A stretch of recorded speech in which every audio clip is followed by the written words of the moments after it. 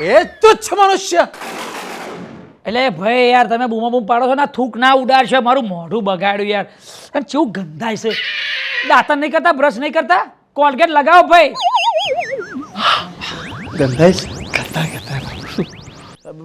ભૂલાઈ ગયું છે હું કરી લઈશ દાંતણ કરી લઈશ પણ એ પાપી અમે બહુ રૂપિયા નથી હું યમદેવ છું આ યમલોક છે.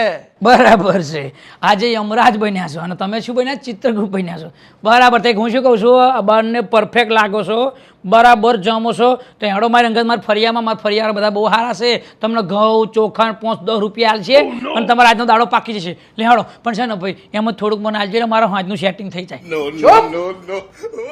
નથી કોઈથી કમ કારણ કે હું છું યમ. એ ભાઈ તમે જે હોય આ તમારું ગદા હરખું રાખો લમણા ફોડી નાખશો અહીં ખાવાના ફાંફા છે એનો દવાખાના પૈસા ત્યાં લાવશે. તું યમલોકમાં છે તારો કાર્યકાળ પતી ગયો છે તું મૃત્યુ પામ્યો છે. આમાં ઘોડા જેવો છો જીવતો કે મૃત્યુ પામ્યો છો મજાક નહીં કરો યાર હો તમે જે હોય આ તારી આત્મા છે.